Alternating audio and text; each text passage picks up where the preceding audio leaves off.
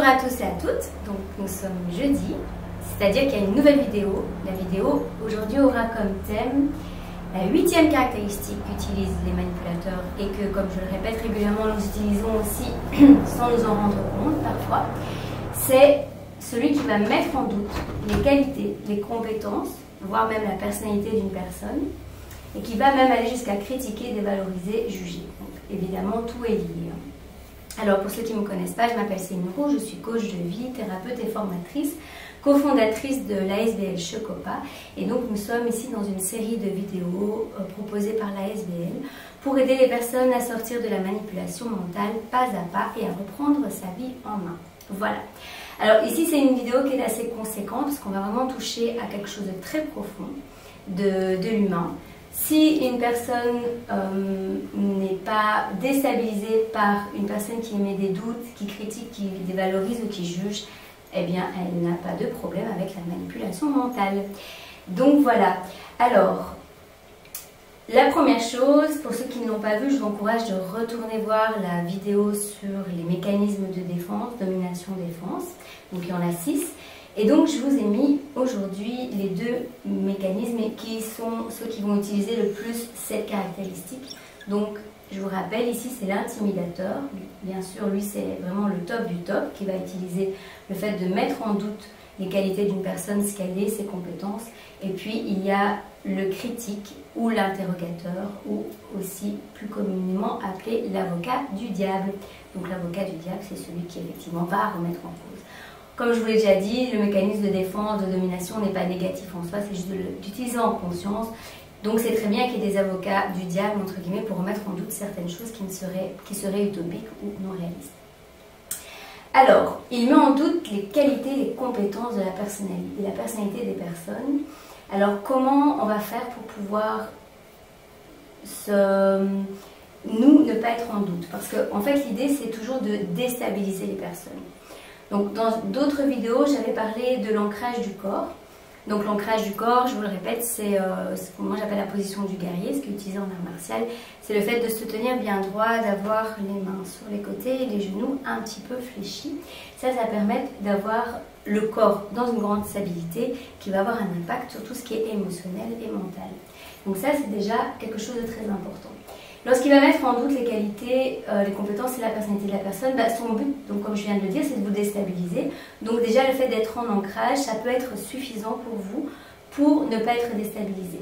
Maintenant, si vous n'avez pas une image de vous-même qui est quelque chose de constructif, parce que vos parents ne vous l'ont pas renvoyé ou que vous avez vécu toute votre enfance dans la manipulation, il faudra utiliser d'autres choses et aller vers la construction. Donc, dans la deuxième page, on va parler de la construction de l'être. Mais ici, on est vraiment dans plutôt un mécanisme de défense avant de pouvoir être dans la construction. Je vais vous proposer une règle que l'on a mis en place, un outil qui s'appelle la règle de 3. Donc, je vous avais dit que j'en parlerai dans cette vidéo. En fait, la règle de 3, il y a deux manières de l'appliquer. Ça consiste au fait de répéter 3 fois quelque chose de positif et qui est inverse au fait qu'on vous a dévalorisé. Vous pouvez le dire de manière extérieure, donc dans l'affirmation de vous le dire en parole. Et si vous êtes un enfant, un adolescent ou face à votre patron, quelqu'un qui pourrait mettre à mal la suite des événements, alors vous devez le faire dans votre tête. Voilà. La règle de 3, c'est une manière d'avoir un bouclier. Parce qu'il faut savoir que toutes les choses qui sont renvoyées de manière négative, si vous n'avez pas votre armure, en fait, ça va rentrer à l'intérieur de vous, que vous vouliez ou non. Donc si quelqu'un vous dit que vous êtes nul en maths, que vous êtes un incompétent, sans chercher à savoir si c'est vrai ou pas, parce que je pense que même quelque chose qui est vrai, une manière de le dire qui est dévalorisante ne va jamais apporter quoi que ce soit. Tout ce qui est négatif ne va pas apporter quoi que ce soit.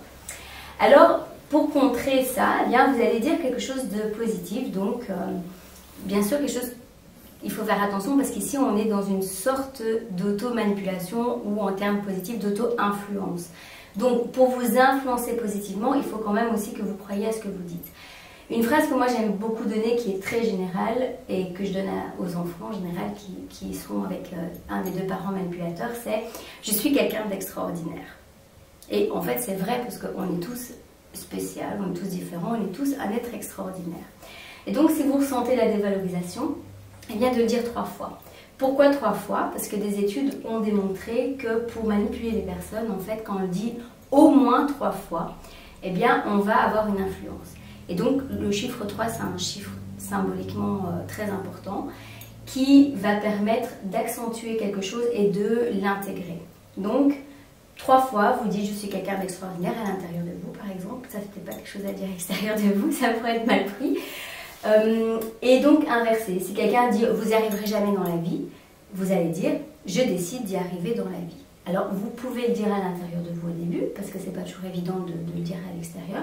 Et le jour où vous arrivez à le dire devant les personnes, vous avez vraiment franchi une très très grande étape et vous êtes dans l'affirmation de soi. Ça, on va en parler tout de suite. Donc si vous aviez les deux, l'ancrage du corps et la règle de 3, vous allez voir que votre bouclier, par rapport à la dévalorisation, la critique, ça va être quelque chose de très très puissant. Rien qu'avec l'ancrage du corps, il y a des personnes qui ont réussi à s'affirmer sans problème. Donc c'est déjà quelque chose de très bien. Et pour les enfants, quand ils sont, vous pouvez leur apprendre, quand ils sont face à des professeurs, des personnes qui ont une autorité légitime et qui critiquent ou dévalorisent ou jugent, parce que c'est pas parce que quelqu'un le fait qu'il est forcément un manipulateur. Comme je l'ai dit, on utilise tous quelques mécanismes. Des personnes qui sont énervées, qui n'ont pas le temps, que ce soit à l'école ou ailleurs, vont utiliser la dévalorisation. Je pense qu'on l'utilise tous. Donc c'est important de donner à vos enfants cette règle de pouvoir s'auto-influencer positivement. C'est quelque chose de très puissant. Et donc il y a un troisième outil qui sont les triangles, et on va en parler tout de suite. Alors je voulais revenir aussi sur une chose, c'est que la critique, il ne faut pas la voir comme quelque chose de spécialement négatif. Ce que j'aurais pu rajouter à côté, c'est la critique, oui, mais constructive. C'est-à-dire qu'une critique qui est amenée sans solution va vous amener à être dévalorisé. Par contre, quand quelqu'un vous fait une critique, l'avocat du diable, eh bien, vous pouvez utiliser le fameux QQTP, c'est-à-dire, ok, ben, qu'est-ce que tu proposes, qu'est-ce que tu me proposes comme solution? Donc, critique, ok, à 2 conditions. La première, c'est est-ce que vous l'avez demandé, est-ce que vous êtes prêt à la recevoir? Et la deuxième, c'est est-ce qu'il y a des solutions? Alors, ça peut arriver qu'on ait des critiques sans solution. Là, on rentre dans un climat où les choses sont mises en place pour qu'on soit vers une remise en question. Si vous êtes dans un groupe en intelligence collective ou dans un groupe familial où on veut améliorer quelque chose, on peut faire une critique en ne sachant pas les solutions, mais on va quand même ressentir s'il y a la dévalorisation, est-ce que c'est une critique sur un projet, voilà. Donc la critique n'est pas négative, pardon, c'est pas un point difficile pour moi la critique, elle n'est pas négative en soi, mais elle se doit d'être constructive, donc à quoi ça sert? Enfin, le jugement. Ici, j'ai utilisé ce qu'on appelle le langage des oiseaux. C'est un langage en fait d'écoute phonétique de ce qu'on est en train de dire, et donc on décode autre chose que ce qu'on écrit d'habitude. Et donc, j'aime bien en rajoutant juste le si je juge, je mens. Derrière chaque jugement, il y a un mensonge, parce que le jugement en fait, ça condamne. D'ailleurs, en langage des oiseaux, condamner, c'est avec, damner, c'est quelque chose d'aller en enfer ou d'être dans la destruction. Donc c'est quelque chose où on se condamne en fait avec la personne. Donc chaque fois qu'on émet un jugement sur quelqu'un, en fait on est en train d'émettre aussi un jugement sur soi. Le jugement n'est absolument pas positif. Il ne faut pas le confondre avec l'analyse. L'analyse, on se tient à des faits. Voilà, tu as rempli un devoir de maths en retard, point. Tu es quelqu'un qui n'en a rien à faire de moi parce que tu remets ton devoir en retard. Là, on est dans le jugement. Donc, apprenez à faire la distinction entre les deux. Analyser, c'est quelque chose de très positif parce que vous allez vers la construction pour chercher des critiques constructives. Par contre, le jugement, vous êtes dans la dévalorisation. Voilà. Et alors, une dernière chose par rapport à cette page, c'est que dans les caractéristiques du livre, on dit critique, dévalorise les jugements, même sans en avoir l'air. J'ai remarqué que certains manipulateurs timides, c'est-à-dire ceux qui se cachent derrière d'autres manipulateurs, eh bien, ils vont mettre une ambiance de critique sans parler. Rien qu'avec le langage du corps, en haussant les yeux, voilà, rien qu'avec la gestuelle, en fait, il y a des personnes qui vont regarder la tête aux pieds. On peut déjà décoder ce genre de personnes ici plus introverties, parce que c'est pas parce que l'interrogateur a ce mécanisme qu'il est spécialement extraverti. Il peut être introverti et donc il va critiquer par quelqu'un d'autre. Voilà, c'est pas toujours la personne qu'on voit qui manipule le plus. Voilà, donc je vais enlever ceci pour vous montrer des solutions.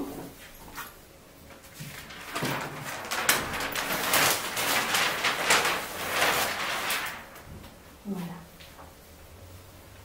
Alors, comment faire pour sortir la dévalorisation?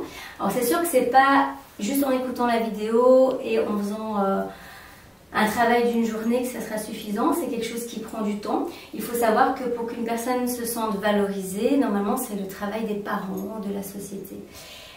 Si une personne a vécu toute sa vie avec un ou deux parents manipulateurs, dans une communauté sectaire, dans un milieu scolaire très élitiste, qui ne complimente pas souvent, il ne va pas avoir une image positive de lui. Donc c'est les parents, c'est la société qui renvoie cette image à la personne de ce qu'elle est de positive. Donc si vous n'avez pas eu ça, il va falloir que vous construisez vous-même, cherchez vos parents intérieurs et cherchez des personnes bienveillantes qui vous renvoient des images positives. Donc ça ne se fait pas du jour au lendemain. Alors, deux triangles très importants. Le premier, c'est l'être, l'avoir et le faire. Ce sont trois verbes qu'on utilise énormément, qui sont très importants dans notre vie, et qui en fait, malheureusement, on a tendance à les associer. Par exemple, on va dire « je suis médecin ». Donc je fais un métier, mais je vais l'associer à moi-même. Dans la langue française, le verbe être et avoir sont souvent associés à nous-mêmes. Ça veut dire que si je suis médecin et puis qu'un jour ou l'autre je perds mon travail ou que je ne le fais plus, je ne suis plus rien. Dans le cerveau, c'est comme ça que ça fonctionne. Donc, on a tendance à associer. J'ai une grosse voiture, donc je suis quelqu'un de bien parce que j'ai beaucoup d'argent aussi ou là. Et ces associations, en fait, elles sont négatives lorsque on va les perdre. Alors, moi, ce que je propose aux personnes, c'est déjà d'écouter quand on parle comment on fonctionne. Alors, c'est vrai que dans notre métier, on a aussi tendance à dire je suis coach, je suis thérapeute, tout ça. On peut faire, au lieu de prendre ces raccourcis finalement, de prendre des phrases plus longues, j'ai un diplôme de, ou je travaille dans ce secteur. Ça nous permet de faire une dissociation entre ce qu'on fait et ce qu'on est. Il faut savoir que l'être, en fait, il n'a pas besoin d'avoir ou de faire. On a un corps, on fait des choses, mais notre être, notre âme profonde, eh bien, elle n'a pas besoin d'avoir tout ce qu'il y a autour d'elle ou d'accomplir des choses pour vivre le moment présent. Donc le moment présent, ça c'est le cadeau de la vie et c'est ça qui va nous aider à pouvoir être dans la valorisation. En gros, on n'a pas besoin d'avoir des bonnes notes à l'école, d'avoir un métier important, d'être riche pour être quelqu'un. C'est pour ça que la phrase que je donnais tantôt, je suis quelqu'un d'extraordinaire, ça va travailler sur l'être. Et ça va vous permettre de vous sentir mieux. Par rapport aux gens qui sont dans une communauté sectaire ou bien aussi dans la famille, le fait d'appartenir à quelqu'un, ça va aussi jouer. Les gens qui disent je suis catholique, je suis témoin de Jéhovah, je suis bouddhiste, ils s'associent à leur religion qui peut changer. Et donc du coup, si on s'associe trop, pour changer, ça va être mais si je change, je ne suis plus. Et donc qui suis-je finalement?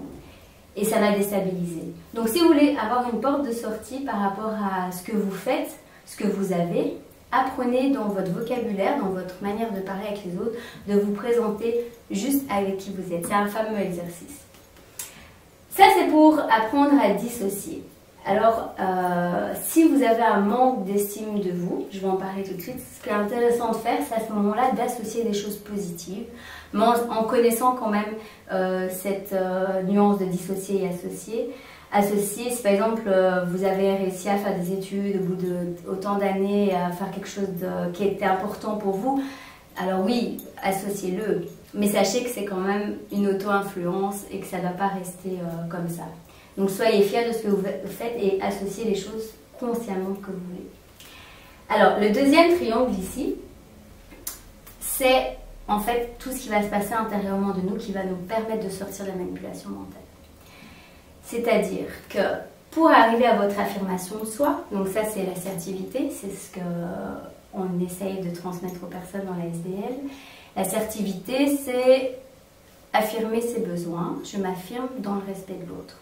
J'écoute mes besoins, je les exprime et je fais en sorte que mes besoins soient ou écoutés, entendus, ou que, c'est encore mieux, que je prenne soin de mes besoins, sans écraser les autres et en tenant compte en fait des besoins des autres, sans jouer le syndrome du sauveur, mais en tenant compte que voilà, si j'ai envie de chanter et que les autres ont envie d'être dans le calme, ça va pas le faire, il va falloir que je trouve une solution à l'extérieur du groupe. Mais il faut que je m'écoute. Et donc cette affirmation de soi, c'est la solution au problème de la manipulation mentale. Pour avoir l'affirmation de soi, il y a un chemin à parcourir qui est apprendre à s'estimer. Et pour apprendre à s'estimer, il faut apprendre à s'aimer. Il faut apprendre à savoir quelle valeur on a. Donc si je connais ma valeur, si je connais mes compétences, quand une personne va vouloir me dévaloriser, je vais voir si ce qu'il dit est juste ou pas. Il ne va pas pouvoir me déstabiliser parce que moi je saurai ce qui est juste ou pas à l'intérieur de moi. Et si ce qu'il dit est juste, bah ok, c'est très bien, ça me permet de m'améliorer, on est dans une critique constructive. Quand j'arrive à travailler sur mon estime de moi, donc là c'est vraiment un travail thérapeutique, c'est un travail que vous puissiez aller vers ce que vous aimez, avoir des challenges, on n'est pas obligé d'avoir des grands challenges, mais des petits challenges dans la vie, où vous vous auto-félicitez. Quand vous allez arriver à avoir votre estime de vous, vous allez être beaucoup plus fort et vous allez en parallèle avoir plus confiance en vous. Et cette confiance va vous permettre de pouvoir vous exprimer et vous affirmer. Si on n'a pas confiance en soi, on ne sait pas s'affirmer. On sait parce qu'on a des doutes et donc celui qui va émettre des doutes, il est en terrain béni.